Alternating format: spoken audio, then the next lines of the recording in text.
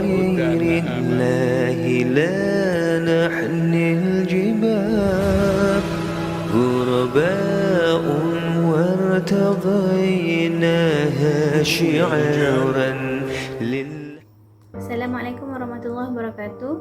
Nama saya Khairunisa binti Azmi, nombor menteri 057003. Tajuk perbincangan kami pada minggu ini ialah peristiwa Perang Badar Al-Kubra, pengajaran Perang Badar dan juga kesetiaan kaum Ansar. Sebelum itu kami ingin mengucapkan ribuan terima kasih kepada Ustaz Nur Hafiz kerana banyak menolong kami dalam menyiapkan tugasan ini. Sebab tercetusnya peperangan. Sebelum ini telah dikisahkan tentang peperangan Zu Al-Ushairah, iaitu rombongan perniagaan orang-orang Quraisy berjaya melarikan diri daripada Nabi Muhammad SAW dalam perjalanan perniagaan mereka dari Mekah ke Syam. Apabila perjalanan mereka dari Syam ke Mekah semakin hampir, Nabi Muhammad SAW menghantar Talha bin Ubaidillah dan Sa'id bin Zaid ke bahagian utara untuk membuat tinjauan tentang berita rombongan pihak Quraisy. Mereka berdua sampai di Al-Hawra dan duduk di sana seketika menunggu Abu Sufyan tiba dengan rombongannya. Mereka berdua bergegas pulang ke Madinah dan memberitahu baginda keadaan semasa. Rombongan tersebut dimuatkan dengan barangan perniagaan yang banyak, kepunyaan penduduk Mekah, diikuti dengan 1000 ekor unta yang dimuatkan dengan harta yang tidak kurang daripada 50,000 dinar emas. Tiada sebarang kawalan tentera daripada pihak Quraisy untuk rombongan itu, melainkan 40 orang yang berada dalam rombongan itu. Seterusnya ialah kekuatan tentera Islam dan pembahagian kepimpinan ketenteraan. Nabi Muhammad SAW bersiap sedia untuk keluar berperang bersama 300 dan beberapa belas orang sahabat, 82, 83 atau 86 orang-orang Muhajirin, 61 orang-orang Aus dan 170 orang Khazraj. Jumlah mereka yang keluar untuk berperang tidak terlalu ramai. Kelengkapan mereka juga tidak begitu sempurna. Mereka mempunyai 2 ekor kuda, iaitu seekor kuda milik Al-Zubair bin Al-Awwam dan seekor lagi milik Al-Miqdad bin Al-Aswad Al-Kindi. Mereka juga dilengkapi dengan 70 ekor unta yang ditunggangi secara bergili-gili oleh 2 orang ataupun 3 orang untuk seekor unta itu. Nabi Muhammad SAW, Ali dan juga Marsad bin Abi Marsad Al-Ghanawi bergili-gili menunggang seekor unta itu. Beliau telah membahagikan tenteranya kepada 2 kumpulan, iaitu yang pertama, pasukan Muhajirin. Bendera pasukan ini diberikan kepada Ali bin Abi Talib, dan kedua, pasukan Ansar. Bendera pasukan ini diserahkan kepada Sa'ad bin Mu'az. Nabi Muhammad SAW juga menyerahkan kepimpinan di sayap kanan kepada Al-Zubair bin Al-Awwam dan di sayap kiri pula kepada Al-Miqdad bin Al-Amru. Seterusnya, tentera Islam bergerak menuju ke Badar. Nabi Muhammad SAW bergerak menuju ke medan peperangan bersama pasukan tentera yang tidak cukup bersedia. Baginda keluar dari sepadan Madinah dan melalui jalan utama yang menghala ke Mekah hingga baginda sampai di Telaga Ar-Rawha. Selesai berada di sana, baginda menghala ke arah kiri untuk keluar dari jalan utama ke Mekah dan menolak sedikit ke arah kanan untuk pergi ke An-Naziyah, iaitu Badar.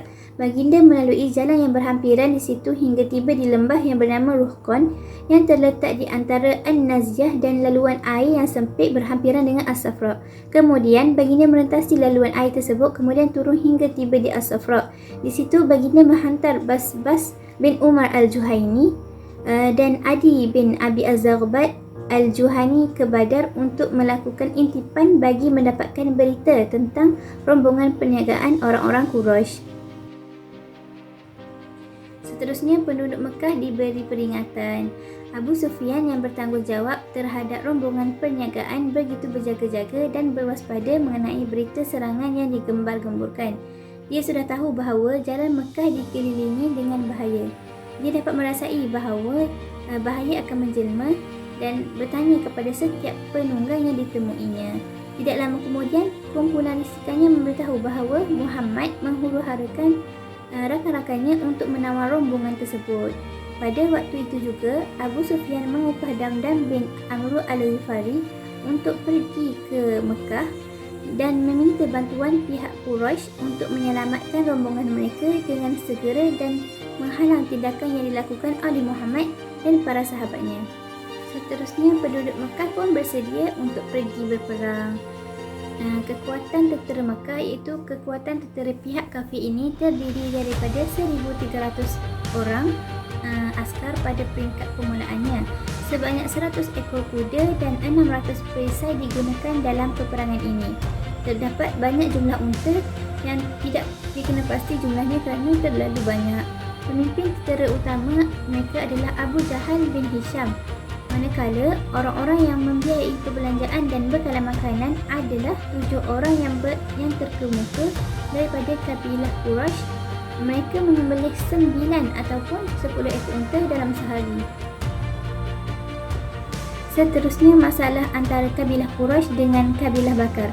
Ketika pasukan tentera berkumpul untuk bertolak, orang-orang Quraisy mengukit semula permusuhan dan peperangan yang pernah berlaku antara mereka dengan kabilah Bakar. Mereka bimbang jika kabilah Bakar ini menikam mereka dari belakang dan menyebabkan mereka mempunyai 2 musuh yang perlu dihadapi. Hampir-hampir masalah ini menghalang usaha mereka, tetapi pada waktu itu, Iblis menjelmakan dirinya dalam bentuk Suraqah bin Malik bin Jusyum al-Madlaji, iaitu ketua kabilah Kinanah. Iblis itu berkata kepada mereka, "Aku adalah pelindung kamu semua daripada kabilah Kinanah yang akan menyerang kamu dari belakang dan apa-apa yang kamu tidak suka." Seterusnya, tentera Mekah pun bergerak ke medan pertempuran. Penduduk Mekah yang kafir keluar dari rumah-rumah mereka dengan berlagak sombong seperti yang dinyatakan dalam Al-Quran. Dan janganlah kamu menjadi seperti orang yang keluar dari negerinya dengan berlagak sombong dan riak kepada orang ramai, serta mereka pula menghalang manusia dari jalan Allah. Setelah itu, tercetusnya rancangan tentera Mekah untuk pulang. Apabila tentera Mekah menerima surat daripada Abu Sufyan, mereka mengambil keputusan untuk pulang. Namun begitu, pemimpin Quraisy yang jahat iaitu Abu Jahal berkata dengan penuh sombong dan takabur, "Demi Allah, kita tidak akan pulang hingga kita sampai di Badar.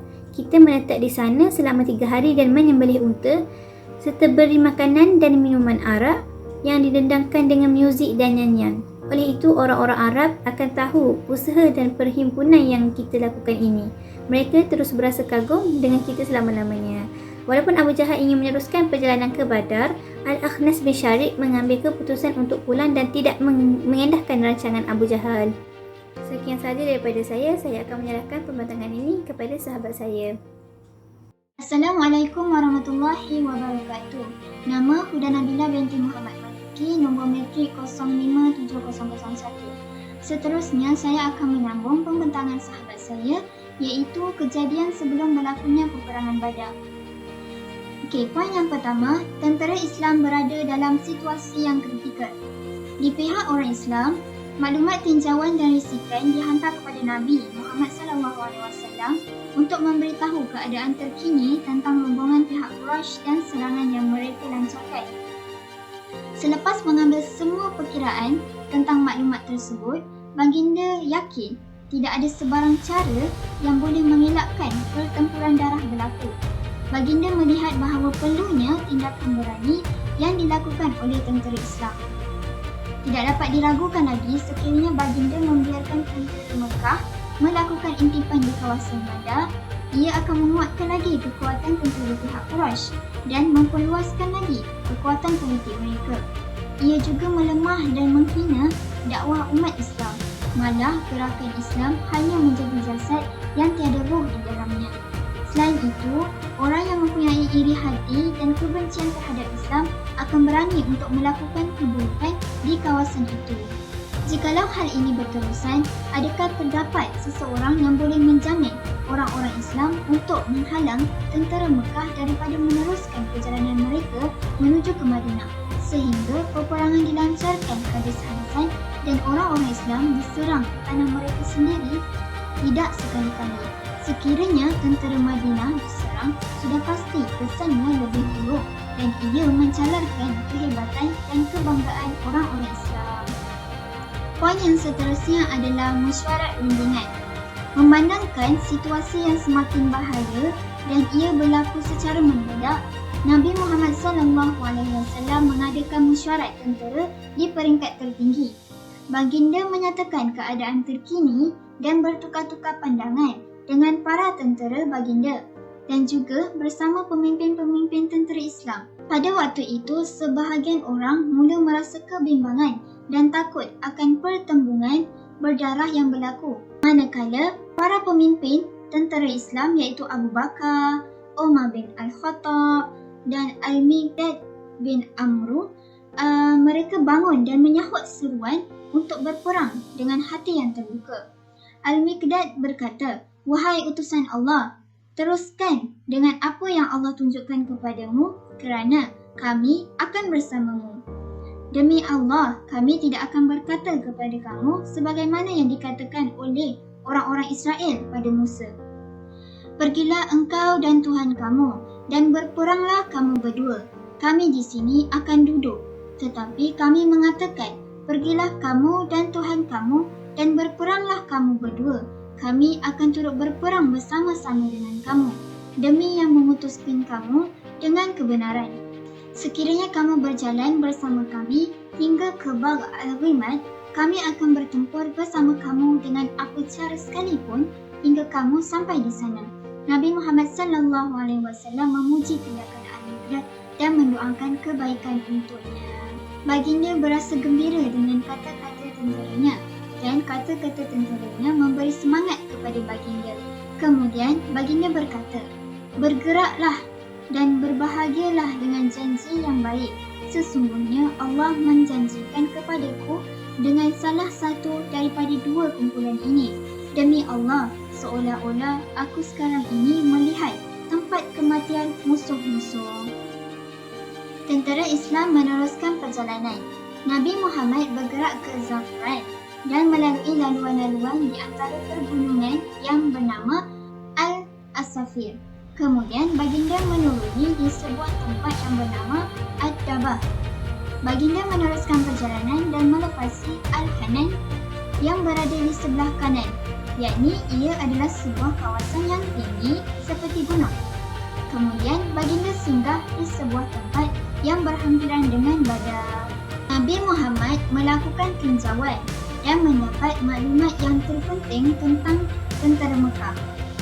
Di sana, baginda sendiri melakukan misi tinjauan bersama rakannya yang pernah berlindung bersama di Gua Sur, iaitu Abu Bakar.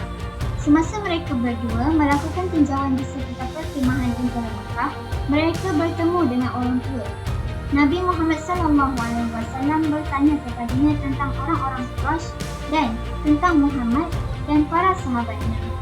Yakni baginda bertanya tentang keadaan kedua-dua pasukan itu dan merahsiakan identiti baginda. Walau bagaimanapun, orang tua itu berkata, "Aku tidak akan memberitahu kepada kamu sehingga kamu memberitahu kepadaku siapakah kamu." Nabi pun menjawab, "Jikalau kamu memberitahu kami, kami akan memberitahu kamu." Orang itu pun berkata, "Jikalau aku memberitahumu, kamu akan melakukan hal yang serupa juga?" Dan baginda pun berkata, "Ya." Orang tua itu menjelaskan, "Sesungguhnya aku memperolehi maklumat bahawa Muhammad dan para sahabatnya keluar pada hari sekian-sekian. Jikalau benar maklumat yang diberikan kepadaku ini, maka hari ini ia berada di tempat sekian-sekian," yakni merujuk kepada tempat di mana tentera Madinah berada. "Aku juga memperolehi maklumat tentang orang-orang Quraisy keluar pada hari sekian-sekian. Jikalau benar maklumat yang diberikan kepadaku ini, maka hari ini mereka akan berada di tempat sekian-sekian," yakni merujuk kepada tempat di mana tentera Mekah berada. Selepas dia selesai memberitahu semua maklumat itu kepada baginda, dia bertanya, "Dari manakah kamu berdua?" Nabi Muhammad berkata kepadanya, "Kami daripada mak," yakni air. Kemudian baginda berlalu di situ dan orang tua itu bercakap kehairan, "Dari mak yang mana? Adakah dari mak Al-Iraq?" Jadi baginda meninggalkan orang tua itu dengan persoalan dan tidak menjawab secara teliti akan persoalan yang ada pada orang tua tersebut. Selepas sahaja baginda membuat tinjauan dan berjumpa dengan orang tua tersebut, pada petang hari itu juga baginda menghantar pasukan risikan dan tinjauan sekali lagi untuk mendapatkan berita terkini mengenai pergerakan pihak musuh. Operasi ini dilakukan oleh 3 orang pemimpin daripada kalangan Muhajirin, iaitu Ali bin Abi Thalib, Az-Zubair bin Al-Awam dan Sa'ad bin Abi Waqqas bersama beberapa pengikutnya. Mereka pergi ke sebuah telaga di Badar. Mereka mendapati 2 orang di situ sedang mengambil air untuk tentera Mekah. Mereka menangkap 2 orang itu dan membawanya kepada Nabi Muhammad. Sewaktu orang-orang Islam membawa 2 orang lelaki tersebut, ketika itu Nabi sedang mendirikan solat. Jadi mereka menyoal siasat 2 orang itu dan 2 orang itu mengatakan bahawa kami adalah pemberi minuman kepada tentera Quraisy. Mereka menghantar kami di sini untuk mengambil air. Orang-orang Islam tidak berpuas hati dan mengharapkan mereka mengaku bahawa mereka adalah orang suruhan Abu Sufyan. Yakni mereka, orang-orang Islam masih mempunyai semangat untuk menawan rombongan Abu Sufyan pada ketika itu. Mereka berdua ini dipukul dengan teruk sehingga memaksa mereka berdua menjelaskan hal yang sebenar. Kami adalah orang-orang suruhan Abu Sufyan.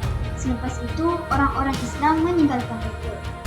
Selesai sahaja Nabi Muhammad menunaikan solat, baginda berkata kepada orang-orang Islam dengan teguran yang tegas. Apabila mereka berdua berkata benar, kamu pukul mereka. Apabila mereka berbohong, kamu tinggalkan mereka pula. Demi Allah, mereka berkata benar. Sesungguhnya mereka adalah orang suruhan Quraisy. Kemudian baginda memanggil dan bertanya kepada mereka berdua, beritahu kepadaku tentang orang-orang Quraisy. Mereka menjawab, mereka berada di belakang bukit ini yang kamu lihat di Al-Udwah Al-Quswa. Baginda bertanya lagi, berapa jumlah mereka? Mereka berdua menjawab, banyak. Baginda meneruskan pertanyaan, berapa bilangan mereka?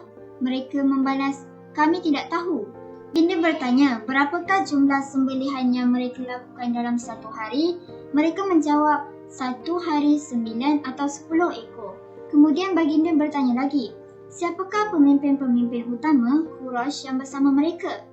Mereka berdua menjelaskan Utbah dan Syaibah, iaitu 2 orang anak kepada Rabi'ah, Abu Al-Buturi bin Hisham, Hakim bin Hizam, Naufal bin Khuwailid, Al-Haris bin Amir, Tu'aimah bin Adi, An-Nadir bin Al-Haris, Sam'ah bin Al-Aswad, Abu Jahal bin Hisham dan Umayyah bin Khalaf. Dan ini adalah senarai nama yang diberitahu oleh mereka berdua kepada Nabi.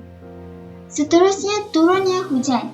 Pada malam perjalanan orang Islam dan orang kafir menuju ke kawasan peperangan Badar, Allah telah menurunkan 2 keadaan hujan kepada mereka, iaitu hujan yang diturunkan kepada orang kafir adalah hujan yang sangat lebat, iaitu hujan tu menghalang pandangan mereka untuk terus maju ke hadapan.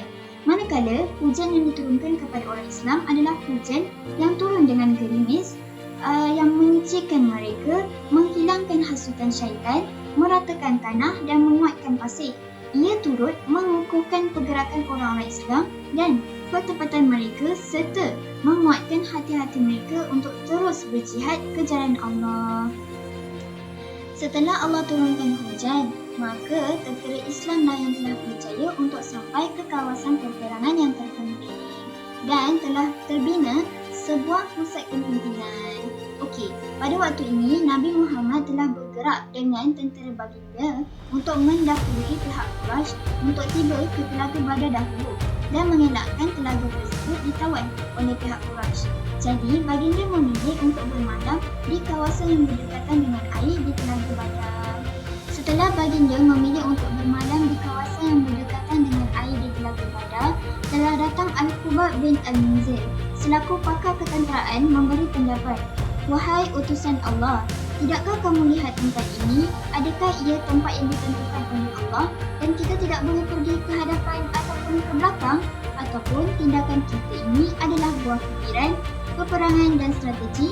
Baginda pun menjawab, ia adalah buah fikiran, peperangan dan strategi. Al-Khubab berkata lagi, wahai utusan Allah, sesungguhnya ia bukan tempat yang baik. Serulah kepada orang-orang kita untuk pergi ke kawasan air orang-orang Quraisy untuk kita rosakkannya dan timbuskannya. Kemudian kita binalah satu telaga dan isikannya dengan air. Kemudian kita berperang dengan mereka. Pada waktu itu kita dapat minum dan mereka tidak dapat minum. Nabi Muhammad berkata, "Kamu memberi pandangan yang baik." Lalu baginda bersama tentera baginda berangkat untuk pergi ke kawasan air pihak musuh, dan pada malam itu mereka membina telaga yang baru dan menimbus kawasan tapungan air yang lain. Selepas orang-orang Islam menyelesaikan misi yang berkaitan dengan telaga air, telah datang Sa'ad bin Mu'az memberi cadangan kepada Nabi Muhammad SAW untuk membina sebuah pusat kepimpinan untuk orang-orang Islam bagi bersiap sedia untuk sebarang kecemasan dan sokongan jikalau peperangan berakhir dengan kekalahan orang-orang Islam. Dia berkata, "Wahai Nabi Allah, bolehkah kami membina satu tempat perlindungan untuk kamu dan kami sediakan binatang tunggangan kamu? Kemudian kami berhadapan dengan musuh kami. Sekiranya Allah memuliakan dan memenangkan kami ke atas musuh kami, maka ia adalah apa yang kami harapkan. Jikalau tidak berlaku demikian, kamu perlu menaiki binatang tunggangan kamu dan masuk bersama-sama orang kita di bahagian belakang." Nabi Muhammad memuji ucapan itu dan mendoakan kebaikan untuknya. Orang-orang Islam pun membina tempat perlindungan dan kepimpinan di atas bukit yang tinggi yang terletak di sebelah timur laut di kawasan pertempuran. Pusat yang dibina itu akan memantau kawasan peperangan. Sa'ad bin Mu'az juga telah memilih satu kumpulan pemuda Ansar untuk mengawal keselamatan Nabi Muhammad SAW di sekeliling pusat kepimpinannya. Seterusnya, poin yang terakhir sebelum berlakunya peperangan Badar iaitu meningkatkan persediaan untuk tentera Islam dan mendirikan solat malam. Dan tentera Mekah diambang peperangan dan perpecahan yang berlaku sesama mereka. Okey, Nabi Muhammad mempersiapkan tenteranya dan berjalan di kawasan peperangan. Baginda menunjukkan dengan tangannya, ini adalah tempat kematian orang itu jikalau dikehendaki oleh Allah, dan ini pula tempat kematian orang itu pada hari esok jikalau dikehendaki oleh Allah. Selepas itu, baginda mendirikan solat di sebelah pokok yang terdapat di situ, dan pada malam itu orang-orang Islam tidur dengan hati yang tenang. Keyakinan tersemat di hati mereka. Mereka mengambil rehat yang secukupnya dan berharap dapat melihat berita yang gembira yang dijanjikan oleh Tuhan mereka di depan mata mereka sendiri pada esok hari. Pada malam tentera Islam tidur dan mendirikan solat adalah pada malam Jumaat iaitu 17 hari bulan Ramadan tahun 2 Hijrah. Baginda mula keluar untuk berperang pada 8 ataupun 12 hari bulan pada bulan yang sama. Manakala tentera-tentera Quraisy menghabiskan sisa-sisa malam mereka di tapak perkemahan mereka di Al-Udwa Al-Quswa, yakni tepian lembah yang menghala ke Mekah. Pada keesokan paginya, mereka bergegas menemui pasukan-pasukan mereka. Mereka menuruni bukit dan menuju ke lembah Badar. Sebahagian kumpulan daripada mereka segera ke telaga yang ditimbus oleh tentera Islam, dan baginda melihat pasukan tersebut, dan baginda berkata, "Biarkan mereka." Orang yang minum daripada telaga itu semuanya terbunuh kecuali Hakim bin Hizam. Hakim bin Hizam dia tidak terbunuh dan memeluk Islam selepas peperangan Badar.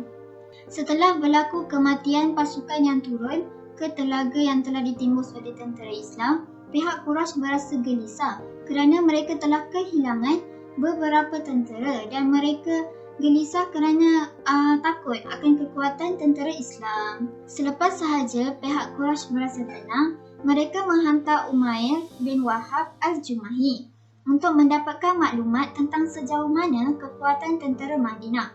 Dia melakukan tinjauan dengan kudanya untuk mendapatkan jumlah askar-askar Islam.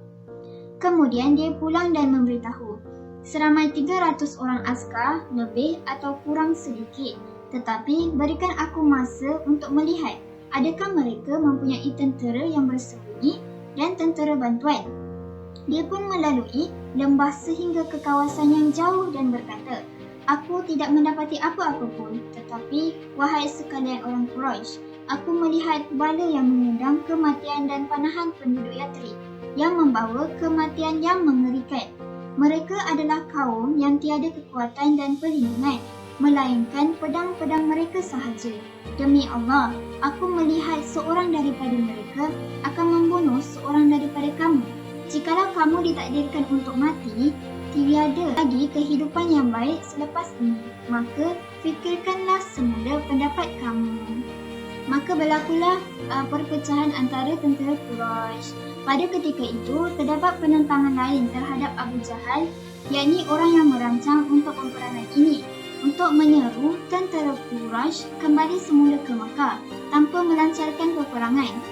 Hakim bin Hizam berjalan merapati orang-orang Quraisy dan kemudian berjumpa dengan Utbah bin Rabi'ah dan berkata, "Wahai Abu Walid, sesungguhnya kamu adalah orang Quraisy yang terkemuka dan ketua mereka yang dipatuhi.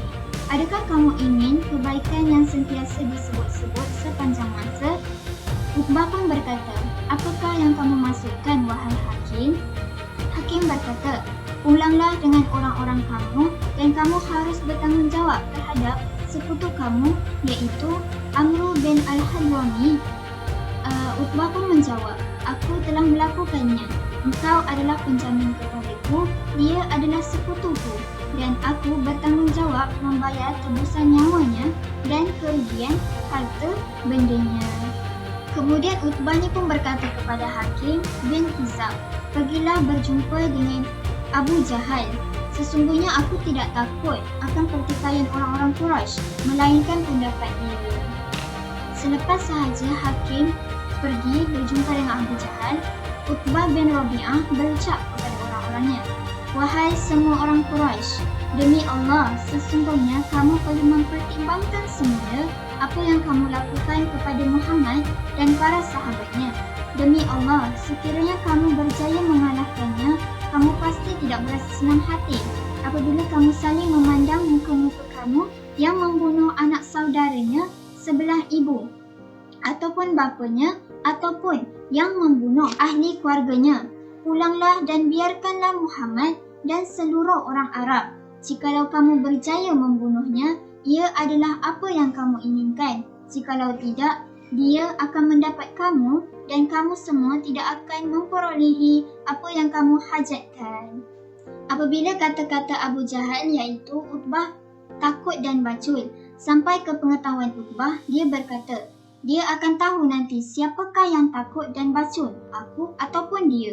Abu Jahal dengan cepat cuba menghalang penentangan yang semakin kuat terhadapnya, lantas menghantar Amir bin Al-Hadrami untuk berunding. Amir Al-Hadrami adalah abang kandung kepada Amru bin Al-Hadrami yang terbunuh dalam peperangan bersama Abdullah bin Jahsi, dan berkata, "Ini adalah sekutu kamu, iaitu Utbah. Dia hendak pulang dengan bersama tenteranya. Aku melihat dendammu yang berada di matamu. Bangunlah dan tebuslah malu kamu dan kematian adikmu." Maka Amir bangun dan menjerit, "Aku akan teruskan peperangan ini. Aku akan teruskan peperangan ini." Kebanyakan orang-orang Quraisy terhalang untuk pulang ke Mekah. Dia berjaya menyekat mereka untuk turut serta bersama Utbah. Mereka lebih yakin dengan tindakan yang buruk itu.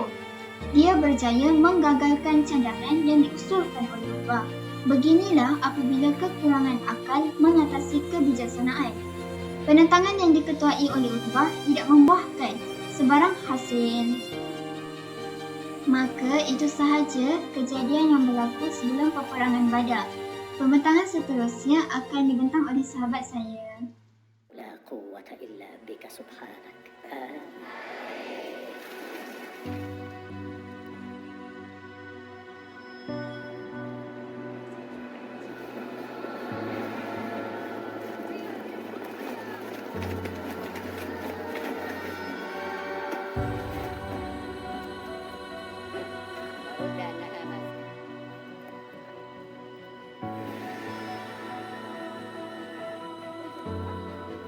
خذوا يا رجال تماسكوا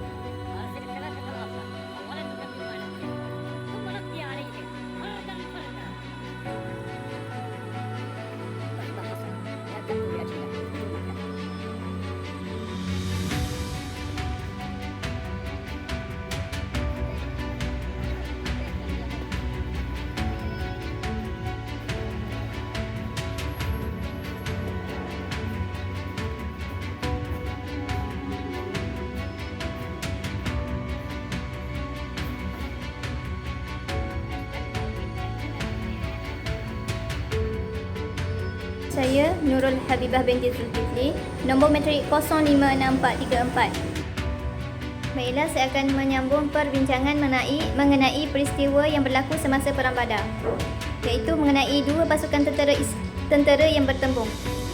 Apabila orang-orang Quraisy muncul dan pasukan tentera Islam bertembung dengan mereka, Nabi Muhammad SAW berdoa, "Ya Allah, ya Tuhan kami, ini adalah orang-orang Quraisy yang menuju kepada kami dengan kebanggaan dan kesombongan mereka yang menentangmu dan mendustakanmu dan Rasulmu. Wahai ya Allah, ya Tuhan kami, aku mengharapkan kemenanganmu yang engkau janjikan kepadaku. Ya Allah, ya Tuhan kami, binasakanlah mereka pada waktu pagi." Itulah doa yang dibaca oleh Nabi Muhammad SAW ketika bertembung dengan tentera Quraisy.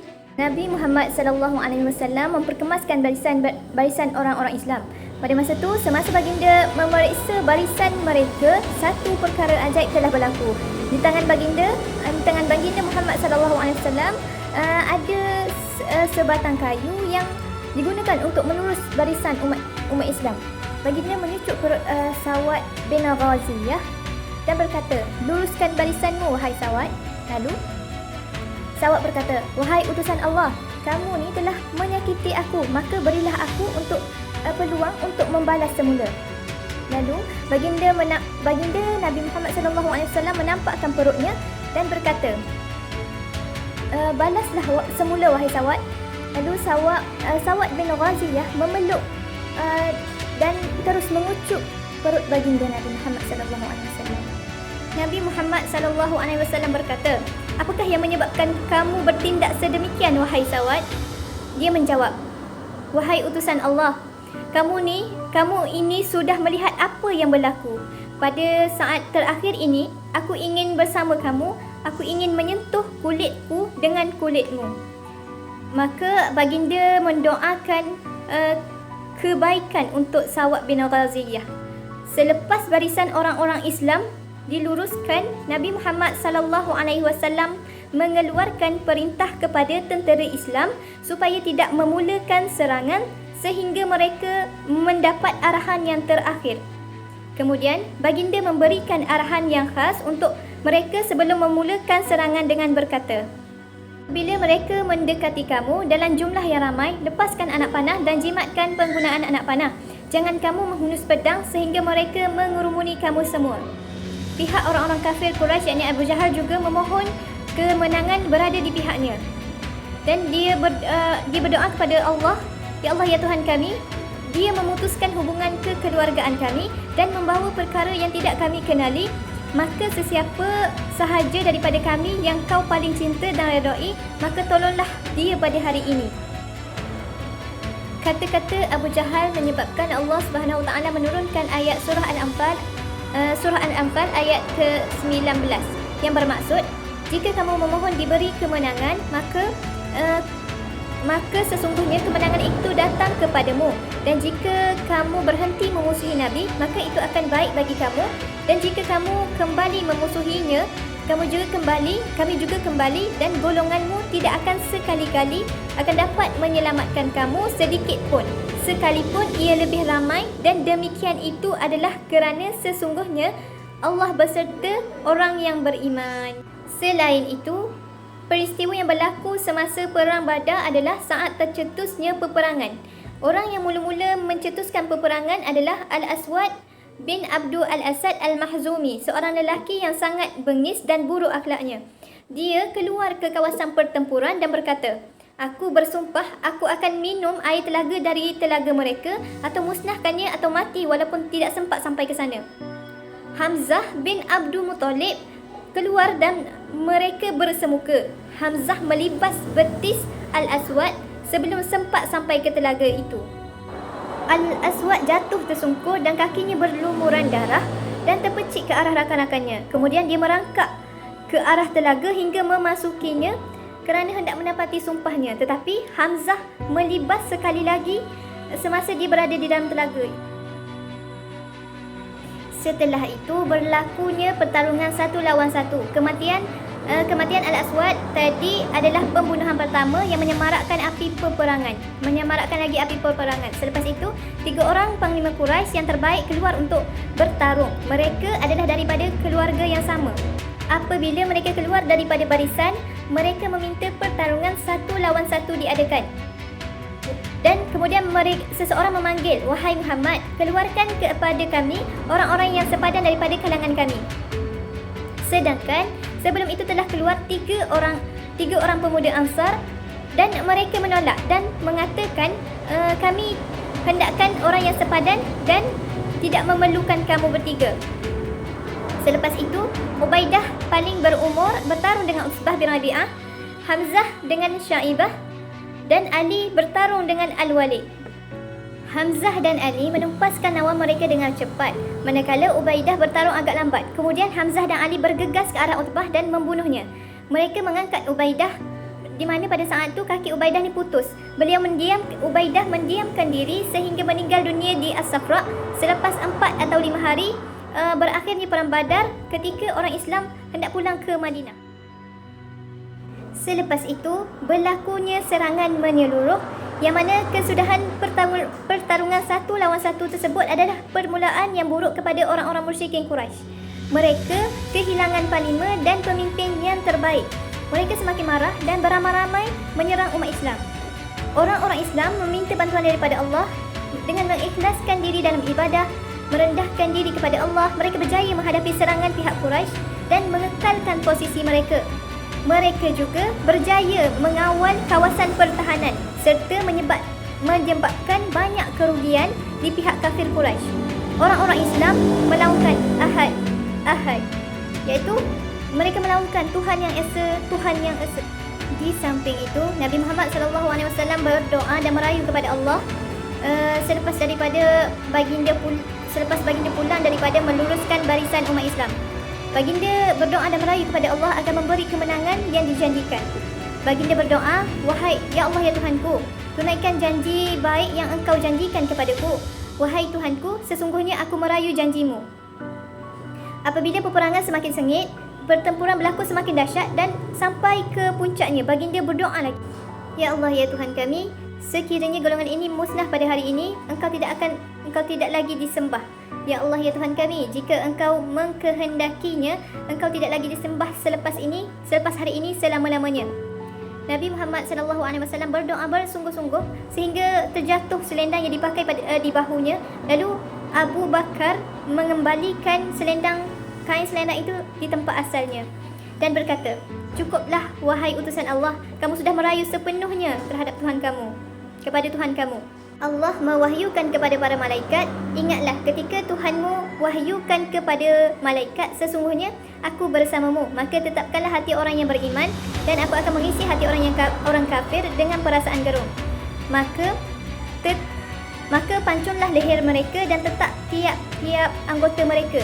Surah Al-Anfal ayat 12 dan juga surah Al-Anfal ayat 9, dia mewahyukan kepada Rasulnya, ingatlah ketika kamu memohon pertolongan Tuhan kamu, lalu dia memperkenankan kepada kamu firman-Nya, sesungguhnya aku akan membantu kamu dengan 1000 bala tentera daripada malaikat yang datang berturut-turut. Maksudnya para malaikat membantu mengiringi tentera Islam dan membantu mereka secara berperingkat, bukan sekaligus.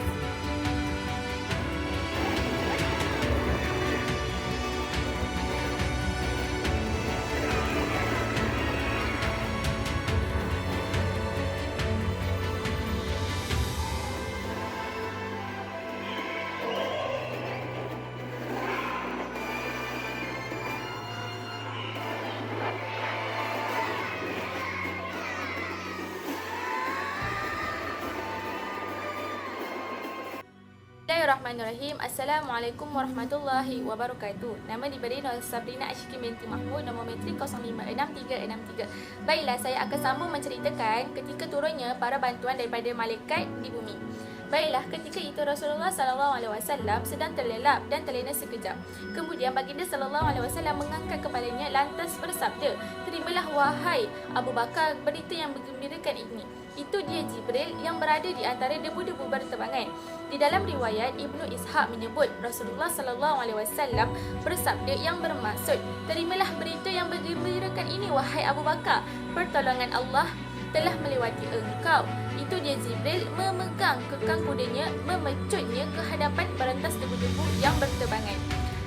Kemudian Rasulullah SAW keluar ke hadapan perteduhan dengan mengenakan baju besi dan menyebut ayat yang bermaksud, "Kumpulan mereka yang bersatu itu tetap akan dikalahkan dan mereka pula akan berpaling lari." Surah Al-Qamar ayat 45. Seterusnya, baginda mengambil segenggam pasir dan menoleh ke arah kaum Quraisy sambil bersabda, "Musnah kalian semua," sambil melontar pasir itu ke arah Quraisy, menyebabkan tak seorang pun yang tidak terkena dengan pasir tadi. Malah dengan izin Allah, pasir itu terlontar ke telinga, mata, hidung dan mulut mereka semua. Dalam hal ini Allah berfirman yang bermaksud, "Dan bukanlah engkau yang melempar ketika engkau melempar, akan tetapi Allah jugalah yang melempar." Surah Al-Anfal ayat 17. Seterusnya, di masa itu Rasulullah SAW telah mengarah tenteranya untuk membuat serangan balas terhadap tentera Quraisy dengan sabdanya, "Ayo berkemas dan merangsang mereka dengan semangat perjuangan. Demi Tuhan yang jiwa aku di tangannya, tak seorang pun yang memerangi mereka itu dengan penuh kesabaran, berkiraan dengan Allah dan tidak lari kemudian mati syahid kecuali dimasukkan Allah ke dalam syurganya." Dan sabdanya lagi, "Ayo perolehi syurga yang keluasannya adalah seluas petala langit dan bumi." Di masa itu Al-Umair bin Al-Hamam mendengar kata-kata Rasulullah, terus beliau bersuara, "Amboi, demi Allah aku mengharap diriku ini adalah salah seorang daripada ahlinya." Jawab Rasulullah SAW, "Kau adalah ahlinya." Dengan itu beliau membawa keluar buah tamar dari uncangan sambil memakan. Kemudian beliau sampai bila hendak makan buah tamar ini? Ini tak boleh jadi. Dengan itu beliau terus mencampak buah tamarnya itu dan terus beliau menggelut sepenuhnya di dalam pertempuran sehinggalah beliau syahid. Pertahanan Quraisy terbadai bagaikan tikar digulung di sana sini. Kepala tercantas, badan-badan terpulai jatuh tertiarap ke bumi. Tentera Islam semakin bersemangat apabila melihat Rasulullah SAW merangsang mereka dengan pakaian baju besi sambil melaung. Akan kalah semua kelompok itu dan mereka semua akan lari. Kaum muslimin bersungguh-sungguh dan bermati-matian serta para malaikat membantu mereka.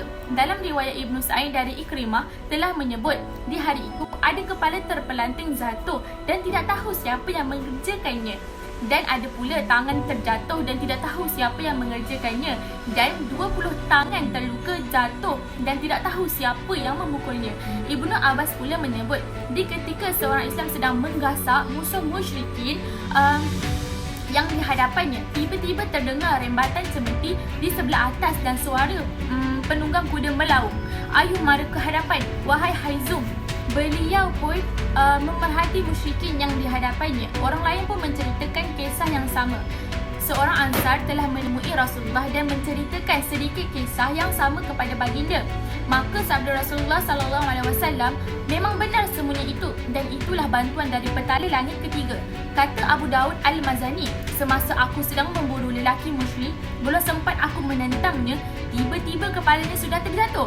Belum sempat lagi pedangku mengenanya, aku sedar yang membunuhnya itu bukanlah aku, tetapi seorang lelaki Ansar membawa Al-Abbas bin Abdul Al-Muttalib, tawanannya." Kata Al-Abbas, "Demi Allah, orang ini yang menawan aku, tetapi yang menawan aku adalah seorang lelaki tangkas berupa paras kornel menunggang kuda borek. Tapi aku nampak dia bersama-sama kaum muslimin." Kata Al-Ansar, "Sebenarnya daku yang menawannya, wahai Rasulullah." Jawab baginda, "Senyap, sebenarnya kau telah dibantu oleh..." Dalam peperangan Perang Badar ini, yang menyertai kaum musyrikin adalah Iblis yang menjelma sebagai Surakah bin Malik bin Jasham Al-Mudlaji. Iblis telah mendapati bahawa kumpulan para malaikat datang membantu kaum muslimin dan melawan musuh-musuh. Lalu Iblis pun mencabut dan menarik diri daripada peperangan itu. Lalu lalu kaum musyrikin pun melaung, "Kemana Surakah? Tidakkah engkau mengatakan yang engkau membantu kami dan tidak akan berpisah dari kami?" Jawab iblis, "Sebenarnya aku telah melihat sesuatu yang kamu tidak melihatnya. Aku takut siksaan Allah yang amat pedih itu." Iblis lari dan tercampak dirinya ke dalam laut. Kekalahan yang teruk berlaku kepada kaum musyrikin. Tanda-tanda kekalahan yang huru-hara dalam barisan musyrikin sudah mula kelihatan. Manakala kaum muslimin terus melompat, membuat asakan bertubi-tubi ke arah tentera musuh. Pertempuran hampir sampai ke penghujungnya. Beberapa kelompok musyrikin telah berundur dan lari menyelamatkan diri. Bagi kaum muslimin, itulah peluang terbaik untuk mereka menawan dan membunuh seteru-seteru mereka hinggalah selesai peperangan dengan kemenangan di pihak kaum muslimin. Allahu Akbar. Kedegilan Abu Jahal. Setelah Abu Jahal, tagut Quraisy terbesar melihat tanda-tanda porak-poranda di dalam barisannya, beliau telah cuba sedaya upaya untuk perkeras dan menahan arus kemarahan tentera Islam. Beliau cuba merangsang tenteranya dengan melaung kepada mereka dengan suara yang tegas dan juga sikap yang bengis. "Kami tidak akan terkalah kerana penarikan diri oleh Surakah itu. Dia itu ada perjanjian dengan Muhammad. Janganlah kamu gerun kerana kematian Utbah, Syaibah dan Al-Walid.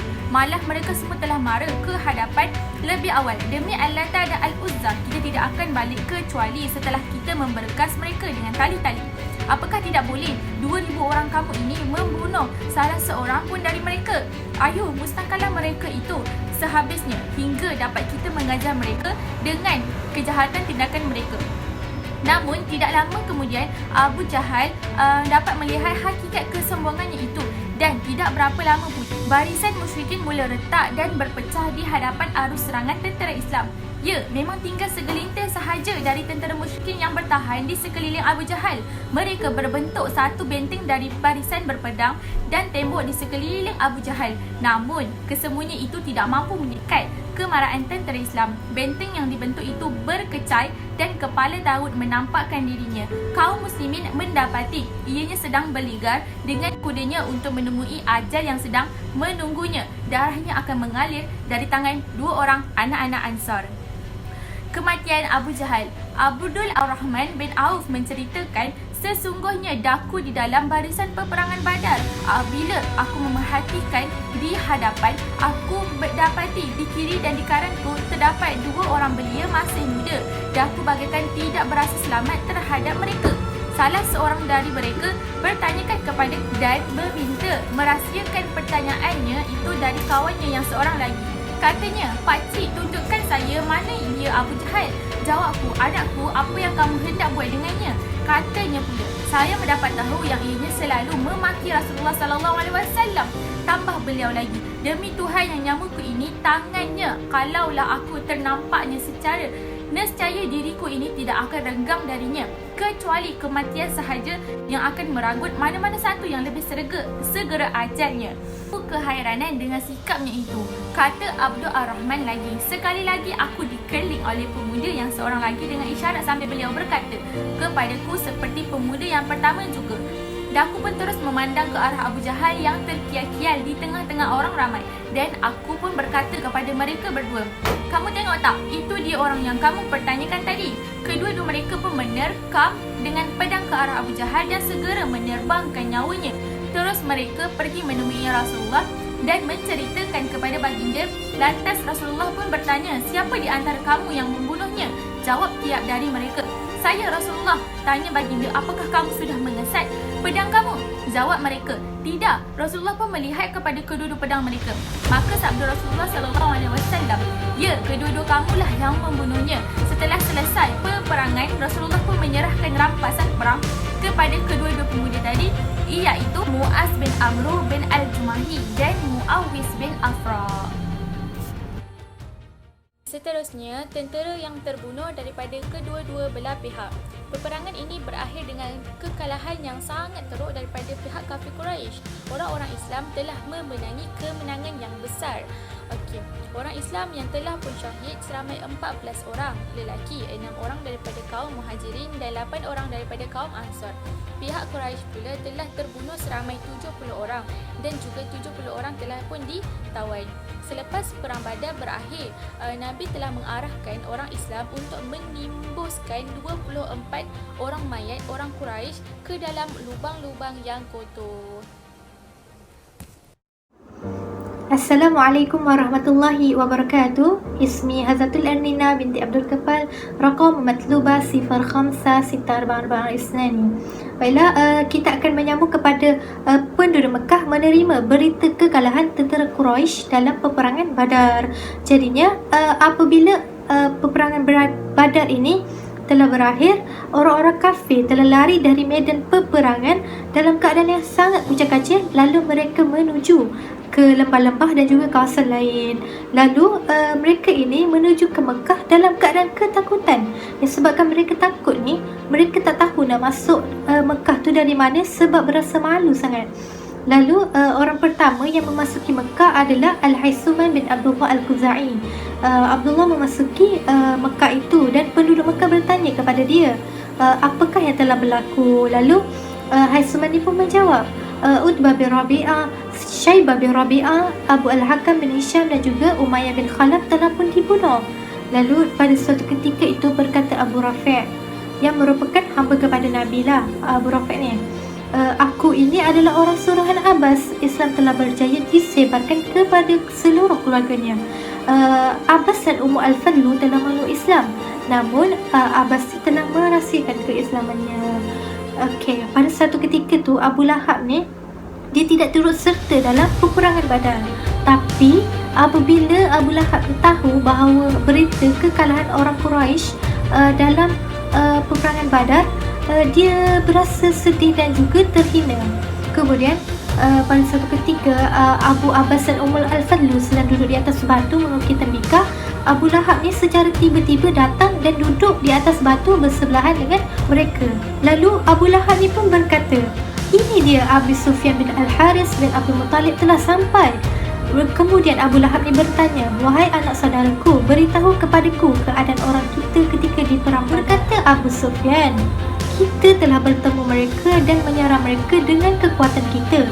Mereka telah membunuh dan menawan orang-orang kita. Tapi aku tak menyalahkan mereka. Sebenarnya kami ni telah bertembung dengan tentera-tentera yang berpakaian putih dan juga kuda yang berwarna hitam dan putih yang bergerak di antara langit dan juga bumi. Jadinya mereka ini telah menyerang orang kita dengan sangat pantas dan juga sehingga kita ni tak mampu nak lawan balik serangan mereka. Lalu berkata Abu Rafi', itu ialah malaikat.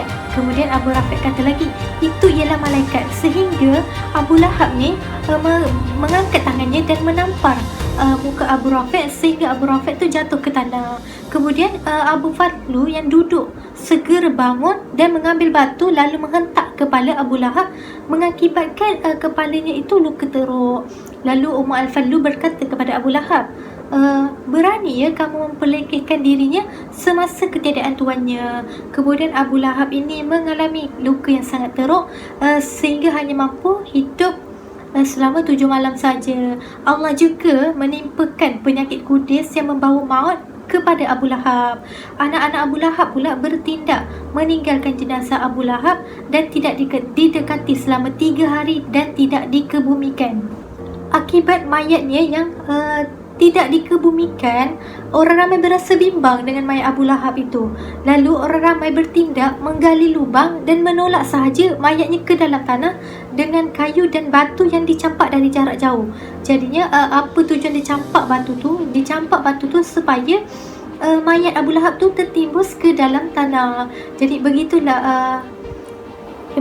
begitulah hinanya pengairan hidup seorang insan bernama Abu Lahab. Jadinya selepas kemenangan besar umat Islam dalam peperangan Badar, Nabi telah menghantar 2 orang wakil untuk memberitahu kemenangan ini kepada penduduk Madinah. Jadinya 2 orang wakil yang dihantar oleh Nabi itu adalah Abdullah bin Rawaha dan juga Zaid bin Harithah.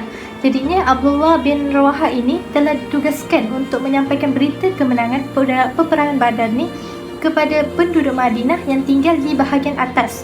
Manakala Zaid bin Harithah ni, Nabi tugaskan dia untuk menyampaikan berita kemenangan ini kepada penduduk Madinah di bahagian bawah Madinah. Jadinya semasa berita ini disebarkan, golongan Yahudi dan juga munafik ni dia berasa terkejut lah. Dia kata berita yang disampaikan itu adalah berita yang palsu dan mereka ni sanggup reka cerita bahawa Nabi tu telah dibunuh. Jadinya ada satu ketika tu ada salah seorang golongan munafik ni, dia sedang duduklah. Jadinya dia nampak Zaid bin Harisah ni menunggang Al-Qaswah. Qaswah ni adalah unta milik Nabi. Jadinya golongan munafik ni cakap lah, Muhammad dah dibunuh, ini unta yang kita kenali. Jadinya dia cakap Zaid Harisah ni adalah orang yang tidak tahu apa-apa. Jadinya dia hanya menyampaikan berita yang dia tak tahu pun berita tu betul ke tak, sebab dia takut dengan kekalahan. Jadinya ada satu ketika tu bila Abdullah dan Zaid ni sampailah di Madinah, orang Islam tu datang kerumuni mereka berdua sebab nak tahu adakah berita yang disampaikan tu adalah sahih ke tidak. Jadinya selepas dia penduduk Madinah dapat tahu berita itu adalah sahih, mereka bertakbir dan bertahlil sehingga menggemakan ke seluruh kawasan Madinah. Selepas berakhirnya peperangan Badar dan kemenangan berpihak kepada umat Islam, Nabi telah menetap di Badar selama 3 hari. Jadinya sebelum Nabi bertolak pulang ke Madinah, timbulnya satu perselisihan faham antara tentera orang Islam mengenai harta rampasan perang. Jadinya mereka ni berselisih faham sehingga menyebabkan keadaan semakin teruk hingga Nabi mengambil keputusan untuk mengarahkan mereka mengembalikan harta rampasan perang itu kembali. Jadinya maka turunlah surah Al-Anfal ayat 1 yang berbunyi, mereka bertanya kepadamu tentang harta rampasan perang. Katakanlah harta rampasan perang ini terserah bagi Allah dan Rasulnya. Maka bertakwalah kamu kepada Allah dan Rasulnya, perbaikilah hubungan di antara kamu dan taatlah kepada Allah dan Rasulnya jikalau betul kamu merupakan seorang yang beriman. Kemudian Nabi pun bertolaklah ke Madinah bersama tawanan dan harta rampasan perang orang kafir. Jadinya orang yang ditugaskan untuk menguruskan harta dan tawanan perang orang kafir ni adalah Abdullah bin Ka'ab. Kemudian di satu bukit tu yang terletak di antara Al-Madik dan juga Naziyah, Nabi telah membahagikan harta rampasan perang ini kepada orang Islam selepas Nabi mengambil 1/5 daripada harta rampasan perang tersebut. Kemudian setelah Nabi sampai di Safra, Nabi telah memerintahkan supaya Nadir bin Haris untuk dibunuh. Jadi kenapa Nabi perintahkan Nadir ni supaya dia dibunuh? Pertama sekali, Nadir ni merupakan seorang pemegang panji orang kafir semasa dalam peperangan Badar. Jadi Nadir ni juga merupakan penjenayah Quraisy yang paling besar, yang banyak menentang Islam serta paling banyak menyakiti Nabi. Lalu Nabi perintahkan supaya Nadir ini dipancung kepalanya oleh Ali bin Abi Talib. Setelah daripada itu, Nabi pun sampai di sebuah tempat bernama Az-Zubiyah. Jadinya di tempat ini Nabi pula perintahkan supaya Uqbah bin Mu'id dibunuh. Jadi macam kawan kita ada bentangkan sebelum ni pasal Uqbah bin Mu'id.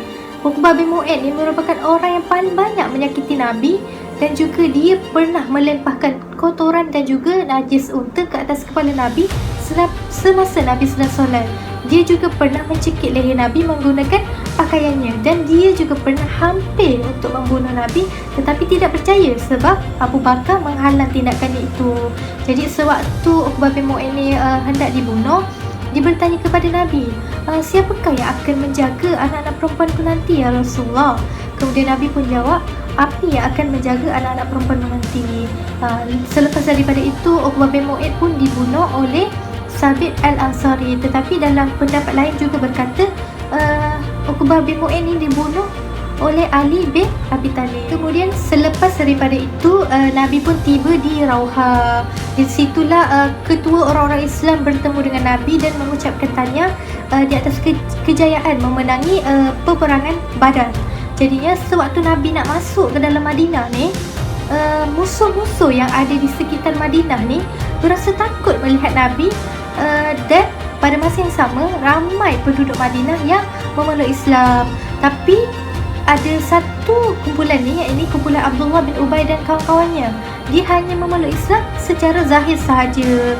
Jadinya selepas 1 hari Nabi sampai di Madinah, kemudian tawanan perang pun turut sampai. Jadinya tawanan perang itu telah dibahagikan kepada para sahabat dan Nabi meminta supaya para sahabat melayan tawanan perang itu dengan baik dan memberikan nasihat yang sebaik. Dan apabila Nabi berada di Madinah, para sahabat ni sibuk berbincang mengenai tawanan perang. Lalu Abu Bakar pun berkata kepada Nabi, "Wahai Rasulullah, mereka ini adalah saudara mara, keluarga dan juga kenalan. Jadi aku berpendapat aku nak ambil wang tebusan daripada mereka ini supaya ia menjadikan kekuatan kepada orang Islam untuk menentang orang kafir." Lalu Rasulullah ni pun bertanya kepada Umar pula, "Wahai Umar, apakah pendapat kamu pula?" Umar pun menjawab, "Jika engkau Rasulullah memberi keizinan kepada aku untuk memancung leher orang ini." Orang yang dimaksudkan Umar tu adalah Aqil bin Abi Talib, ini orang yang terdekat dengan Umar. Lalu dia meminta izin lah. Jadinya dia meminta izin Ali untuk membunuh Aqil bin Abi Talib. Jadi pun Umar pun bagi izin kepada Hamzah juga untuk memancung leher saudara ini. Hingga Umar berpendapat bahawa sehingga Allah tu tahu bahawa dalam hati mereka ni tak ada perasaan lembut kepada orang-orang musyrik.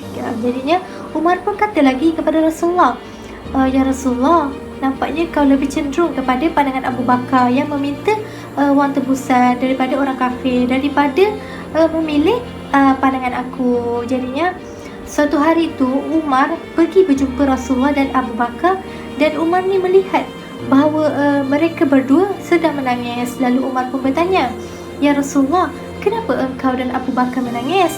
Jika kamu minta aku untuk menangis, aku pasti akan menangis juga." Lalu Nabi pun berkata, "Pandangan sahabat kau ni tak tepat Umar, sebab aku diperlihatkan oleh Allah bahawa Allah memberikan azab di dunia bagi mereka yang berdekatan dengan pokok ini." Okey, maksudnya ialah dia berdasarkan surah Al-Anfal ayat 67 hingga 68 yang berbunyi, "Tidakkah patut bagi seseorang Nabi mempunyai orang tawanan sebelum ia dapat membunuh sebanyak-banyaknya di muka bumi? Kamu menghendaki harta benda dunia, sedang Allah menghendaki pahala bagi kamu di akhirat. Dan ingatlah Allah Maha Kuasa lagi Maha Bijaksana. Kalaulah tidak ada ketetapan dari Allah yang terdahulu, telah kamu ditimpa azab yang besar disebabkan apa yang kamu ambil daripada tawanan itu." Jadinya maksud ketetapan dari Allah yang terdahulu tu adalah dari surah Muhammad ayat keempat yang berbunyi, "Maka apabila kamu berjuang menentang orang kafir, maka pancunglah lehernya, sehingga apabila kamu dapat mengalahkan mereka, maka tawanlah mereka dan ikatlah mereka. Selepas itu bolehlah memberi kebebasan ataupun dijadikan tebusan sehingga berakhirnya peperangan jihad itu." Jadi dalam ketetapan ayat ini Allah memberi keizinan supaya mengambil wang tebusan daripada tawanan perang. Jadinya kalau mereka ambil wang tebusan tu, mereka tak diazab. Lalu teguran Allah ni turun bagi mereka supaya mereka menawan dulu orang tu sebelum mereka membunuh sebanyak-banyaknya. Lalu dalam isu tawanan perang ni, pandangan Abu Bakar dipilih oleh Nabi. Jadinya mereka ambil wang tebusan sebanyak 4,000 dirham sehingga ke 3,000 dirham sehingga ke 1,000 dirham. Selepas itu bagi penduduk Madinah pula, mereka diminta untuk menebus diri mereka sendiri dengan persetujuan daripada tuannya dengan cara mereka beli diri mereka sendiri. Tetapi bagi penduduk Madinah, mereka tak pernah melakukan seperti ini. Jadinya kalau bagi mereka yang tak mampu tu untuk bayar tebusan, mereka diminta untuk mengajar 10 orang anak-anak penduduk Madinah sehingga mereka itu mahir, barulah tawanan perang itu dibebaskan. Itulah cara bayarannya. Okey, Nabi juga bertindak memberi pengampunan kepada beberapa tawanan perang dan membebaskan mereka tanpa membayar wang tebusan. Jadi siapakah yang dibebaskan? Antara tawanan perang yang dibebaskan adalah Al-Muttalib bin Hantab, Saifi bin Abi Rifa'ah dan juga Abu Izzah Al-Jumahi. Jadinya Nabi juga turut membebaskan menantunya, ini Abu Al-As, tapi dengan syarat. Dengan syaratnya Abu Al-As mestilah melepaskan Zainab. Zainab ni adalah anak-anak kepada Nabi. Dan Suhail bin Amru serta Amru bin Abi Sufyan juga merupakan tawanan perang. Okey, Amru ni merupakan anak kepada Abi Sufyan. Pada satu hari nak dijadikan cerita, ketika Sa'ad bin Nu'man sedang mengerjakan umrah, Abi Sufyan ni telah menangkap Sa'ad, sedangkan anak dia tu berada dalam tawanan orang Islam. Maka sebagai pertukaran, Abi Sufyan ni melepaskan Sa'ad dan orang Islam melepaskan Amr bin Abi Sufyan. Assalamualaikum warahmatullahi wabarakatuh. Saya Natasha Farhana binti Muhammad Nasir, nombor metrik 056440. Okey, saya ingin menyambung perbincangan ahli kumpulan saya. Okey. Berikutan daripada itu, turunnya surah Al-Anfal menceritakan tentang perang Badar. Okey, surah ini merupakan pujian dan teguran daripada Allah untuk menjelaskan tentang situasi orang-orang Islam dalam perang Badar. Okey, yang pertama, Allah telah menarik perhatian orang-orang Islam untuk melihat kekurangan dan sikap negatif yang ada dalam diri mereka. Okey, Allah juga memuji kemenangan orang Islam dalam peperangan Badar melalui pertolongan, bantuan dan sokongan gaib yang diberikan oleh Allah kepada tentera Islam. Okay, seterusnya, Allah turut menerangkan kepada mereka tentang teguran dan matlamat yang mulia di mana Nabi sanggup mengharungi peperangan berdarah dan menakutkan. Okey, akhir sekali Allah juga bertindak memberi penjelasan kepada orang-orang Islam berkenaan isu harta rampasan perang serta menentukan undang-undang dalam asas permasalahan ini. Okay, itu sahaja berkenaan kisah perang Badar.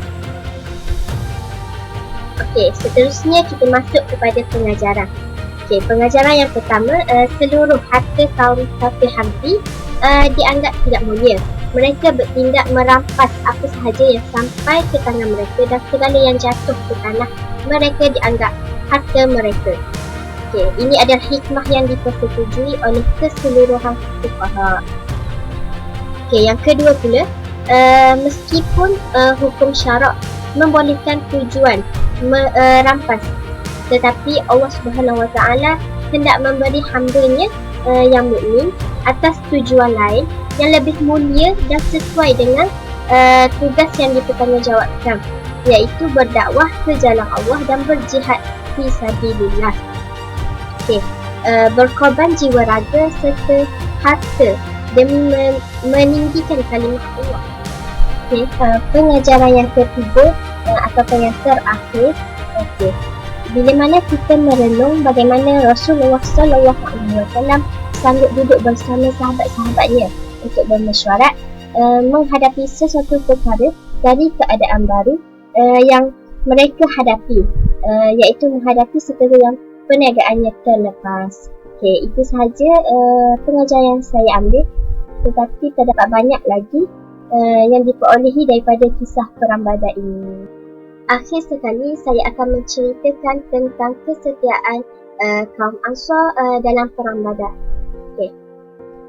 Ketika Rasulullah SAW kembali ke tempat asalnya, orang-orang Yahudi Quraisy dan Madinah merasakan bahawa mereka akan mendapat kabar angin. Okay, baginda sendiri terpaksa berada dalam situasi yang sebenar. Sahabat-sahabatnya terpaksa menanggung semua tekanan dan gangguan orang-orang Yahudi Madinah, seperti gangguan yang mereka alami dari orang Quraisy di Mekah seperti sebelumnya. Okay, seterusnya, jika baginda Rasulullah SAW menyerah pada situasi seperti itu, mustahil kebenaran dapat ditegakkan dan Allah akan memberikan pertolongan dalam menegakkan agama itu. Okay. Seterusnya, baginda Rasulullah SAW berunding dengan sahabat-sahabatnya. Baginda memberitahu mereka tentang keadaan Quraisy menurut berita yang diterimanya. Abu Bakar dan Umar juga memberikan pendapat mereka.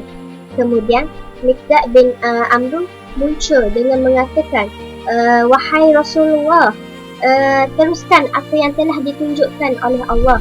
Kami akan bersamamu, wahai Rasulullah. Kami tidak akan mengatakan seperti Bani Israel yang berkata kepada Musa, pergilah bersama Tuhanmu dan berperang. Kami di sini untuk menunggu. Tetapi pergilah kamu dan Tuhanmu dan berperanglah. Kami juga akan berperang denganmu. Semua orang terdiam. Okay. Kata Rasulullah, beri pendapat kalian kepada aku. Okay.